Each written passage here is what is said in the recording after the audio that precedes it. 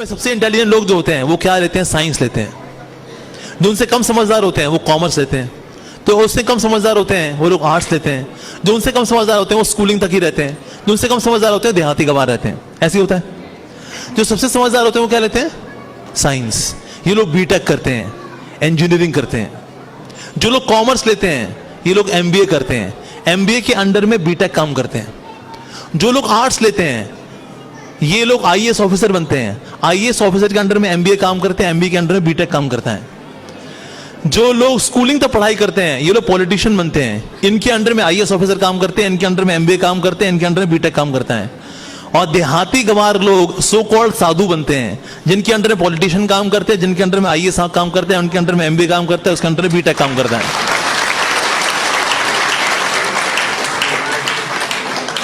कर लिए, झंडे गाड़ लिए हैं, हो गया तुम्हारा। सो दैट मीन्स को सोचे कि ना हम कर्मठता के द्वारा और हम संसार हिला देंगे। यार भाई साहब, उतना ही कर्म करना चाहिए जितना ड्यूटी के लिए आवश्यक है। हमें एक्स्ट्रा मोह में पढ़ करके अपनी जिंदगी खराब नहीं करनी चाहिए, भक्ति खराब नहीं करनी चाहिए कि साधु संघ के लिए आ नहीं पा रहे, नाम जब हम कर नहीं पा रहे, भक्ति हम कर नहीं पा रहे, क्यों? क्योंकि हमें झंडे गाड़ने। अरे सर, जो झंडे हैं वो मिलने ही हैं, आपको मिलेंगे। लेकिन मैं ये नहीं कह रहा आलसी हो जाए हम लोग, ड्यूटी करनी चाहिए, लेकिन जानवर नहीं बन जाना चाहिए कि मनुष्य जीवन का जो वास्तविक लक्ष्य है उसी को भूल गए हम लोग। जगन्नाथपुरी के मंदिर में नॉन हिंदू अलाउड नहीं है। या जब in the eyes of the God we are all equal. तो इसी कहूँ, इस पर थोड़ा सा आप बता सकते हैं? ऐसा इसलिए है, पहली बात तो ये टेंपल मैनेजमेंट की बात है। उनका मैनेजमेंट ऐसा है, भाई उन्होंने डिसाइड किया नॉन हिंदूज नॉट अलाउड। मेरे को भी रोक लेते हैं वो, because I got white skin. उसको लगता है अंग्रेज है।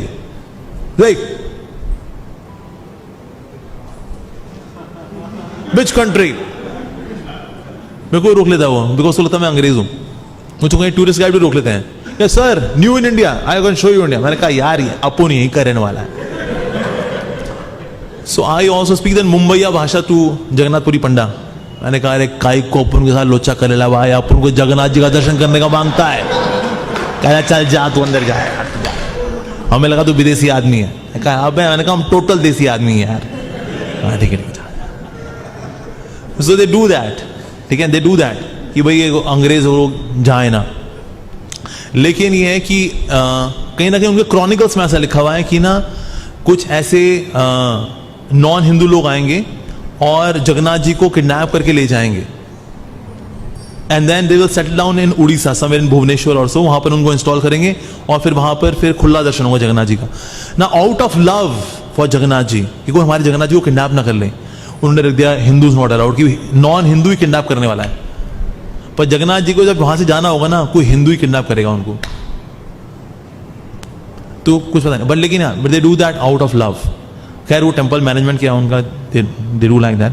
लेकिन फिर हमारे प्रभुपाद जी ने कहा he is not Purinath, he is Jagannath.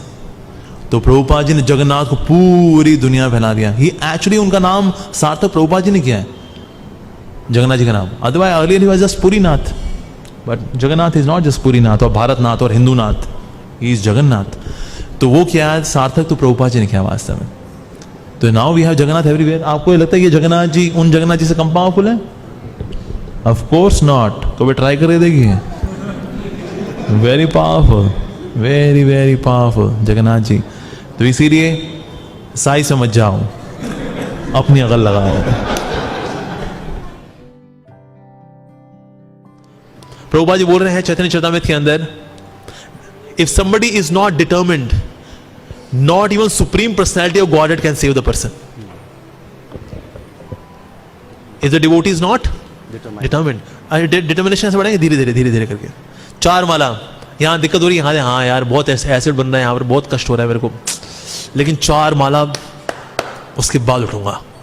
फिर 6 माला, फिर 8 माला, फिर 10, फिर 12, फिर 16।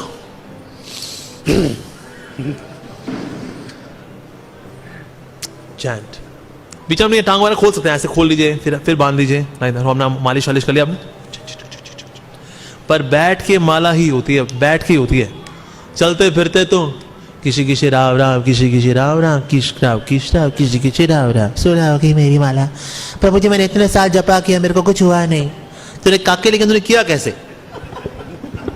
दिखाओ इसका वीडियो, दिखाओ इसको। किसी किसी राव, किस राव, राव राव, मैंने 16 माला की, कुछ हुआ ही नहीं। दिखाओ इसका वीडियो, इसको बांगड़ू को। तो इसलिए हमें जपा करना चाहिए। Japa is our life. Aindrapu used to say, when we should chant with all of our psycho-physical energies. हमारी सारी साइको एंड फिजिकल एनर्जी झोंक देनी चाहिए नाम के अंदर। बैठ के जपा करना चाहिए, बैठ के जपा करना चाहिए। मेडिटेशन मीन्स बैठे करना। Even Buddhist, they are not devotees, yet they sit and do meditation. हमने हरे कृष्ण को बहुत सस्ता ले लिया, हम चलते फिरते जपा करते हैं। In case you are feeling drowsy तो आप थोड़ा खड़े होकर थोड़ा चल सकते हैं, दैट्स अनदर थिंग। बट वैसे जो है हमें बैठ के जप करने, यूजुअली हमारा रजोगुण हमें फोर्स करता है कि हम चल चल के जपा करें, इट इज रजोगुण। पर हमें बैठ के जपा करना चाहिए, बैठ करके जपा अच्छा होता है।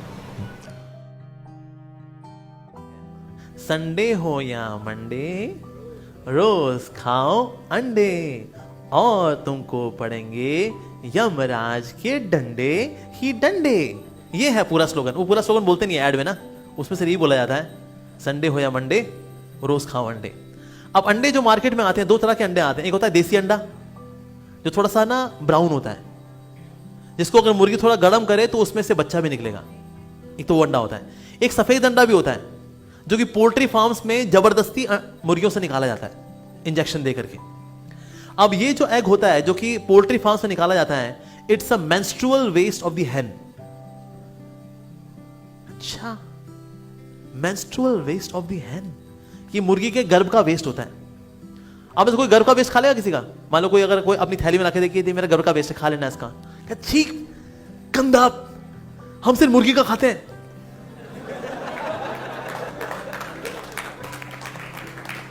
मुर्गिया खा लोगे हैं? हम तो इंसान का भी जो है गर्भ का वेस्ट ना खाएं, मेंस्ट्रुअल वेस्ट ना खाएं, मुर्गी का लोग खा लेते हैं। तो एक में तो मासूम जान है, जिसको मुर्गी थोड़ा गर्म करेगी तो उससे बच्चा निकलेगा।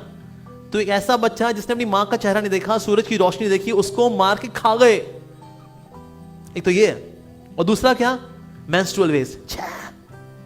तो संडे हो या मंडे, कभी ना खाओ अंडे। कैसे खा? ऐसे हमारे यूथ फोरम में एक लड़का आया करता था, very handsome, very good looking. तो कहता था, प्रभु जी मैं बॉलीवुड जाऊंगा ना, मैं बॉलीवुड में वहां प्रचार करूंगा, मैं दीपिका पादुकोण को 16 माला जप कराऊंगा, मैं रणबीर कपूर को 16 माला जप कराऊंगा, मैं रणवीर सिंह को जप कराऊंगा। हमने कहा भाई बेटा तेरा खुद का जप छूट जाएगा, मत जा बॉलीवुड में। कहता नहीं प्रभु जी, मेरी पर्सनैलिटी तो देखिए आप, मेरा चौड़ा सीना देखिए, मेरी पतली कमर देखिए, मेरी बाइसेप्स, ट्राइसेप्स, मेरे अलेक्जेंडर चीक्स, ये देखिए ना प्रभु जी, मेरी आवाज की क्वालिटी देखिए आप, मैं कोई मतलब मैं कुछ खास हूं, मुझे जाना चाहिए, मुझे बॉलीवुड में ट्राई करना चाहिए। और इस तरह से मैं इन सबको जपा कराऊंगा, दीपिका पादुकोण को जपा कराऊंगा, रणबीर कपूर को मैं जपा कराऊंगा, जैकलिन फर्नांडिस को जपा कराऊंगा, मैं कराऊंगा, मैं कर दिखाऊंगा। चलेगा भाई साहब, सुनना तो है नहीं। No dependency on Krishna, no dependency on devotees. चल दिए भाई साहब। अब चल दिए तो हुआ क्या, ये मिले 6 महीने बाद। 6 महीने बाद मिले मेरे को कटवरिया सराय, जो IIT के आसपास है ना, वहां मिले। मैंने कहा और भाई साहब अपने बाल रखे हो तेरे नाम वाले, उसने बाल रखे हुए थे अपने लंबे लंबे।